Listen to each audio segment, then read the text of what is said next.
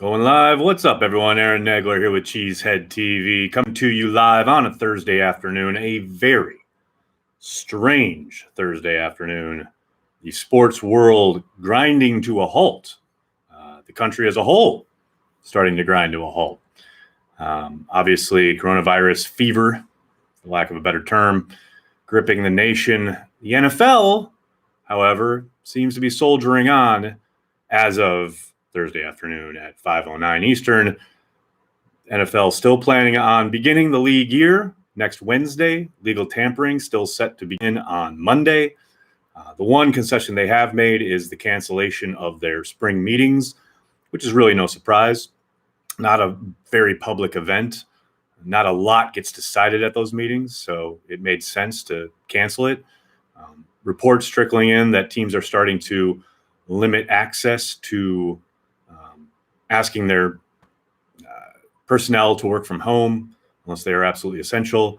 The Packers will be putting out a statement later this afternoon, I believe, outlining their plans. Teams have started to pull scouts and coaches off the road for pro days. Schools themselves are starting to move back or cancel pro days.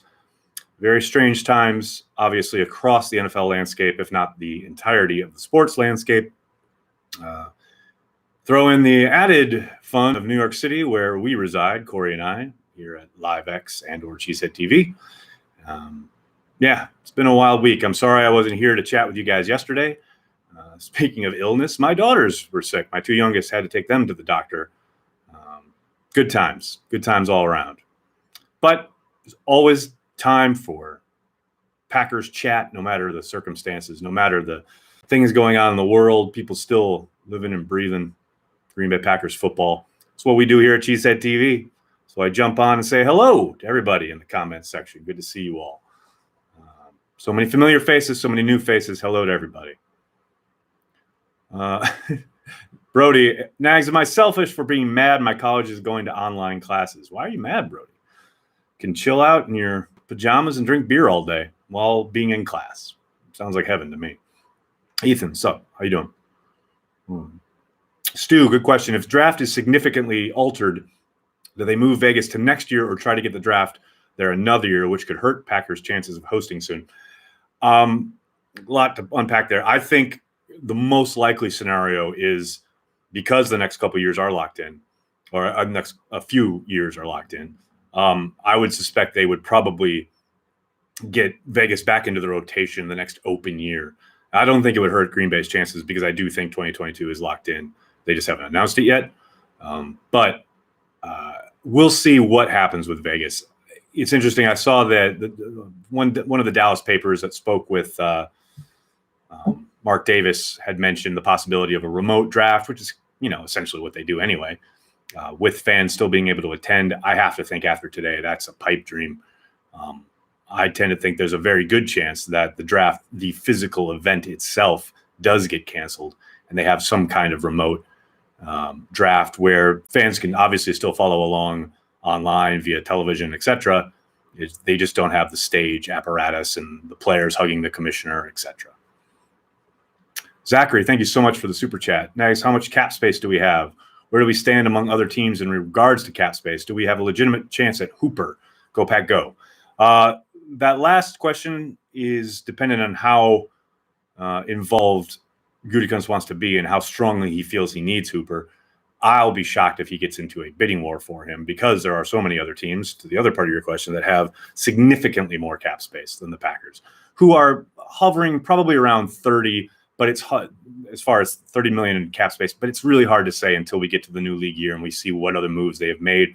Obviously, today they made it official with the release of Jimmy Graham. That frees up about 8 million.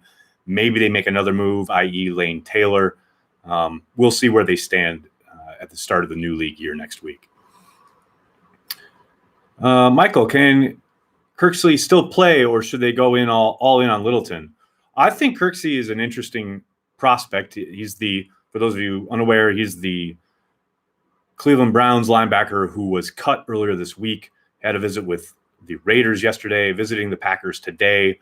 I know I saw it reported he is next in line to go to the Bills. The kid can play.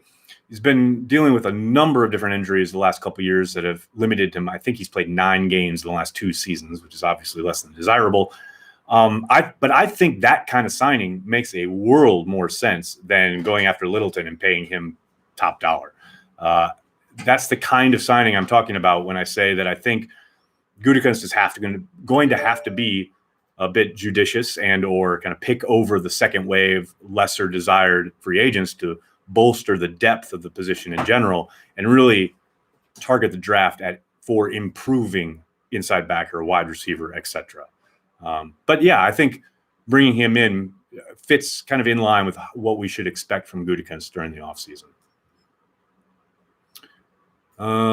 With the cap space we have, do you think wide receiver or inside linebacker in free agency, i.e. Robbie Anderson or Littleton? Marcus, I got to be honest, I'll be surprised if they go after either one of those guys. They're both going to be commanding top dollar. I know that was reported that Anderson and the Jets have mutual interest in his return, so he might not even hit the market. But his reported asking price is $15 million a year. I can't imagine a world where the Packers are going to pay that while paying Devontae, and probably at this point in Devontae's contract might be making more than Devontae, and then having to pay Kenny Clark, having to pay Aaron Jones, having to pay David Bakhtiari.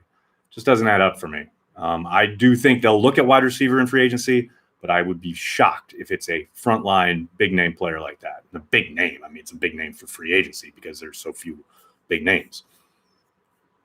Jitsu, thanks so much for the super chat. Can they afford both Clark and Dback? Thinking of you and your family. Hope they feel better soon. Thank you very much. My girls did feel better this morning. Yesterday was not fun, but things are looking better today. Thank you for asking, and thank you for your kind words.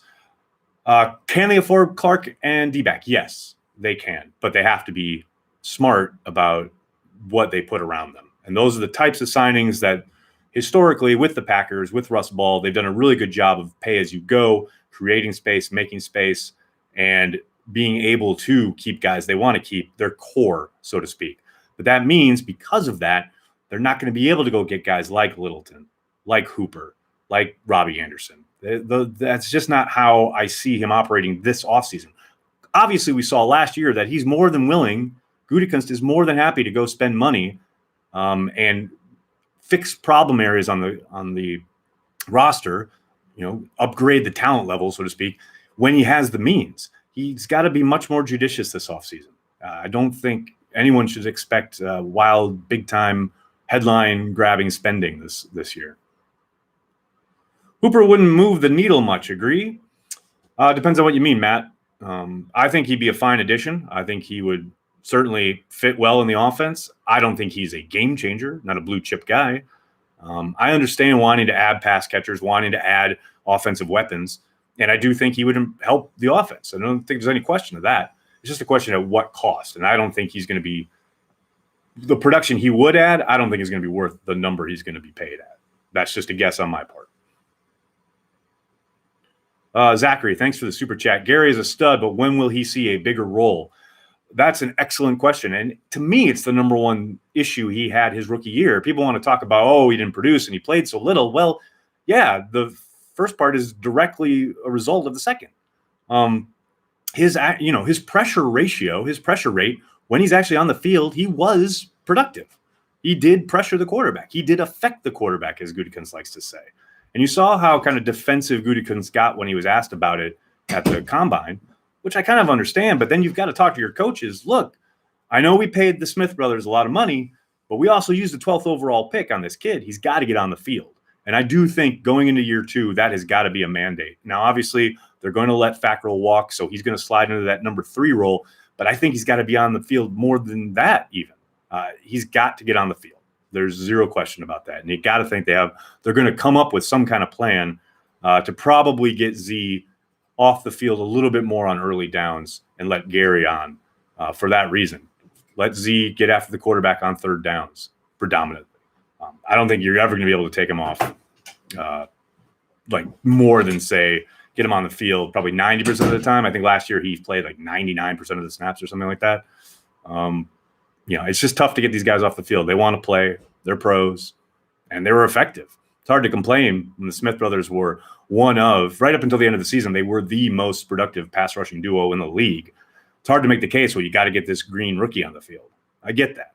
But heading into year 2, that has got to start to change. No question about it.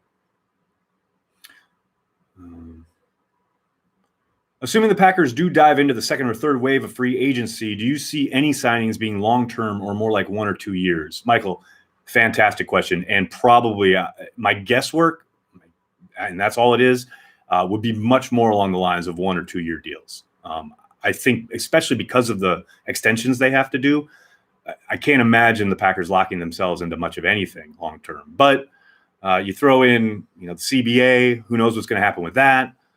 I think you're going to see a lot of that across the league, not just with Green Bay. Bryson, thank you so much for the super chat. Bob Harlan, most underrated Packer of all time.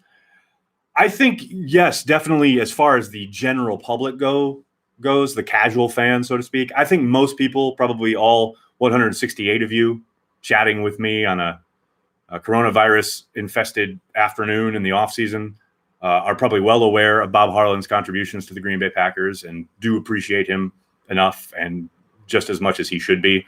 But yeah, I don't think there's any question. Outside of the core nerd fan base, yeah, undoubtedly the most underappreciated figure in Packers history. Outside maybe Vicini, the scout for Lombardi. Interesting observation about the Packers inside linebacker snaps that Ben Fennell pointed out. Thoughts, Duke? Yeah, I had a little back and forth with Ben and Bukowski on the old Twitter this afternoon. And I get the idea of, obviously sub is base now, right? That's just the NFL. You're in sub packages, you're in that nickel 75% of the time, and that's just out of the gate. Petten went a bit overboard in that regard, I think, this past year. And I do think a lot of that is driven by personnel. He would much rather have an Ibrahim Campbell, a Raven Green, even a Chandon Sullivan on the field next to Blake Martinez rather than having an Oren Burks or BJ Goodson out there. And I get that. But I think you give him more talent at the inside backer spot, more guys that are able to do more things and do them better. I think, yeah, you'll see that rate change. You'll see a little bit more base. You'll see a little bit more two-backer stuff. I think it's totally personnel dependent. I don't think that's any great mystery. Jitsu, thanks so much for the super chat. Cheesehead TV still doing a live watch if the draft is remote. Yes, 1,000%. However the draft is conducted, whatever the draft is, we will be covering it live throughout night 1. I don't know what we're going to be doing. I don't know if we're going to do anything live for days 2 and 3, but we'll absolutely have some kind of web presence, cataloging and following along with everything the Packers do throughout the draft. But that opening night, we will, no matter how it's conducted, no matter what it is, we'll be doing something live for the draft. Now, what that will be, I can't say. Things are so far up in the air right now. We were trying to get a player to come here, hang out with us in the studio. I've already had one player cancel on me because of all the travel stuff and doesn't want to travel, and I get that. So we will do something. Not quite sure what it is yet, though. Can't wait for post-apocalyptic extra cheese. That's what I'm talking about. Hey, man. Drink if you got them. I find it telling that John Schneider hires Elliot Wolf for a short while and not full-time. Well, he hired both Elliot and Alonzo as consultants. And I don't think there's anything more to that than, he recognized that his talented friends were out of gigs and gave him a gig. And it's no different than when Mike Petten was a consultant with the Seahawks and then turned around and got a full-time gig in Green Bay. Because let's face it, John Schneider knows that both Alonzo and Elliott know just as much as he does about scouting and or building teams. It's just John got the opportunity first. But he knows those guys are going to go on and do other things. I mean, I don't think it's a question of him not wanting to hire them full time. He just knows they're going to go get other gigs. Did you watch the Denzel Mims video that compares him to Sterling Sharp? I did not. I saw it floating around. I haven't had the time to look at it yet. I am very interested to check it out. He's clearly been the darling in the mock draft set for the Packers since the combine. You've seen him mock to the Packers quite a little bit there at 30. I'll have to check the video out, though. Anybody's compared to Sterling Sharp, it's got my vote. T. Higgins at 30. I know who would love that pick. Barry Goldstein, co-host of Pack's What She Said. That's one of her boys. If you were to put money on the Packers starting middle linebacker next season, who would you pick? Woo, that's a good question. Kenneth Merten. I'm just going to call it. Give my draft crush a shout out. I literally have no idea. That's a great question. I'm anxious to see how the offseason plays out to answer it. Because let's face it, that is the position that needs the biggest overhaul. I know everyone talks about wide receiver, and obviously they need to augment and upgrade there, but they have Devontae Adams, one of the best in the league at the position. At inside backer, especially once Blake Martinez hits the market, they got nothing. Ben, thanks so much for the super chat. What Packer player of the 2010s is comparable to Vrabel for the Patriots? Trying to imagine how Pats fans felt when he came back and beat them. Ooh, that's a really good question. Are you talking about a guy who could go on to be a coach or as a player? I mean, obviously we have the Brett Favre debacle to look at when he went to Minnesota. But as a player, I don't know. I'd have to think on that. I got to chew on that one. Maybe I'll write a blog post on that. That's pretty good. Who calls plays on D if Blake walks? Good question, William. I would suspect Adrian Amos. I know they had talked about him taking it if Blake missed significant time ever, which he never did. But who knows? It might also be whichever backer comes in to take the job. If it's a vet, Blake did it his rookie year, so it's not out of the realm of possibility that a rookie comes in and gets handed the headset, but we'll see how it plays out. I would think among the guys on the team currently, it would probably be Adrian. Will the Lambeau Field concessions have a Stern burger on the menu? I like it, Duke. I like where your head's at. I'll have to pitch that. Do you make anything of the wide receiver coach promotion this far down the road? Zach, I'm glad you asked that. As the Packers announced earlier this afternoon, they made the Butch Berry hire official. He's an offensive assistant for Coach LaFleur. And then along with that, they had sorry guys, get a phone call. They promoted Luke Kirksey and promoted the offensive assistant, which I thought was kind of interesting in the sense that Alvis Whitted was fired on January 31st, and it took until March 12th to basically promote his assistant, which would suggest to me that LaFleur had somebody in mind and or thought he was going to go out and get somebody, didn't find anybody he liked, and or the person he did like wasn't able to get out of a contract, just wasn't available, or just maybe frankly wasn't as good as he had hoped when he interviewed him, and then he decided to make the promotion. Who knows? But it is curious. The timing and the length of time it took to make that call is a little curious. I mean, ultimately, who knows? I mean, we don't see these guys in the room. We don't know their methods. We don't know how good they are, how effective they are as coaches, teachers, etc. He could be an up-and-comer. Who knows? We'll find out. Let's get Hunter Henry. Woo! I tell you what, I love that kid. I love his talent.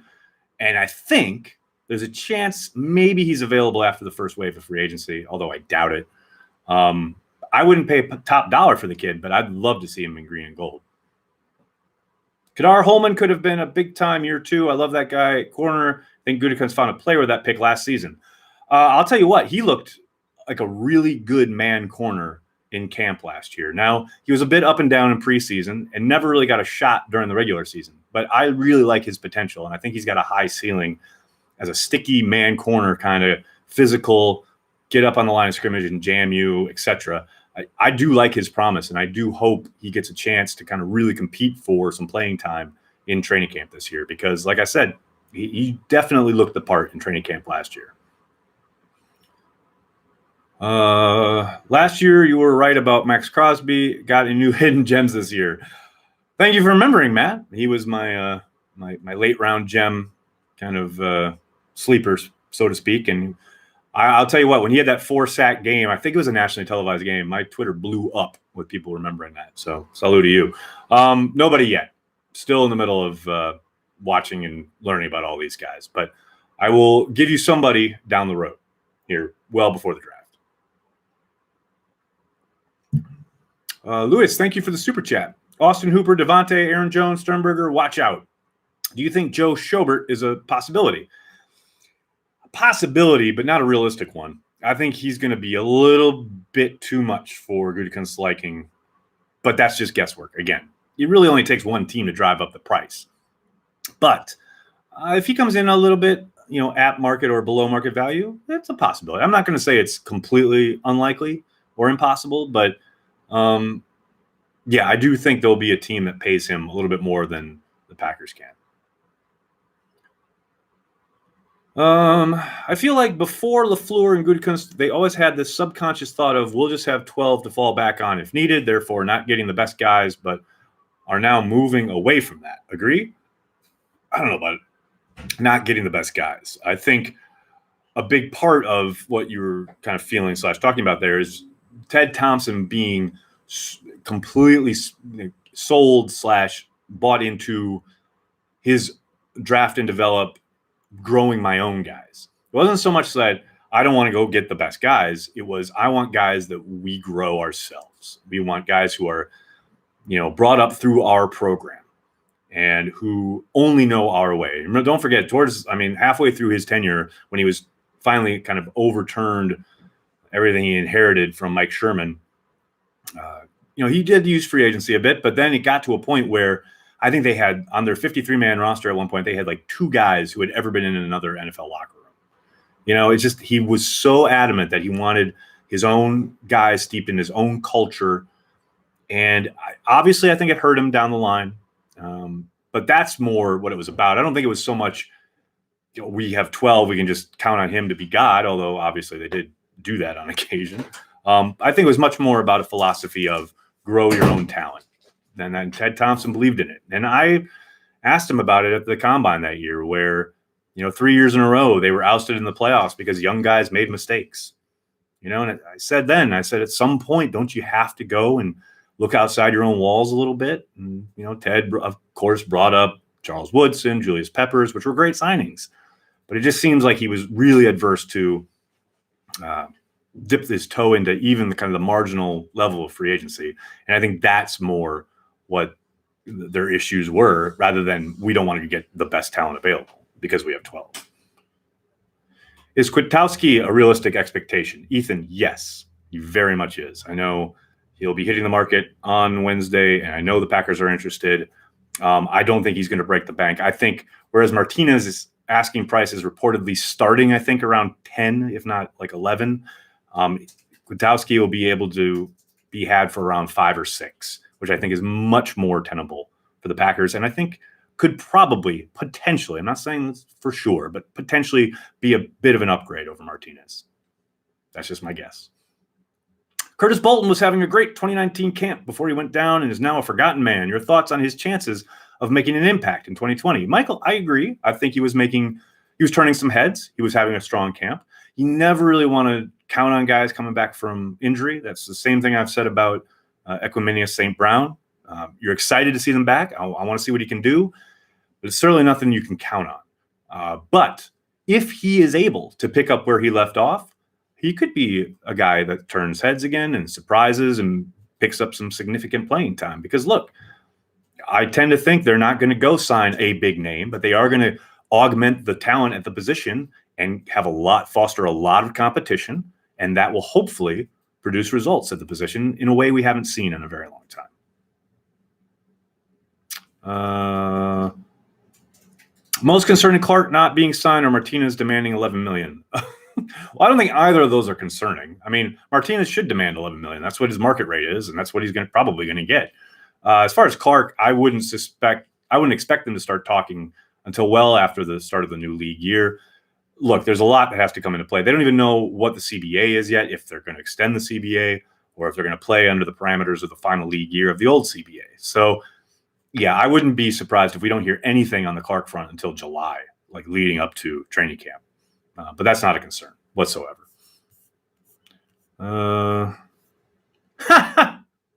Big Daddy. The best method of preventing coronavirus infection is to carry the G. think that's a perfect spot to leave it. Can't thank you guys enough for hanging out with me here on Thursday afternoon. Like I said, right now, the league is in line to start their legal tampering period on Monday. The new league year should start on Wednesday. Free agency will be off and running. Keep it on Cheesehead TV for all the latest on the green and gold. And hey, hit like, hit subscribe. And if you really want to support what we do, please consider giving us $5 a month on Patreon, patreon.com/cheeseheadtv. You get access to everything, including my exclusive podcast, Naglers Never Right. The latest one went up a couple days ago. I talked to Andrew Brandt around all the drama about the collective bargaining agreement. And hey, any Patreon can challenge me to a game of Madden. I play one every week, and I had my best game yet on Tuesday night. Dylan Black, you came close, buddy. You came close, but a Darnell Savage pick 6 won it for me. So yeah, please support us on Patreon, patreon.com/cheeseheadtv. Hit like, hit subscribe, tell your friends, tell your family. Cheesehead TV. We're devoted to Green Bay Packers fans worldwide. Go Pack Go. Have a good night, everyone.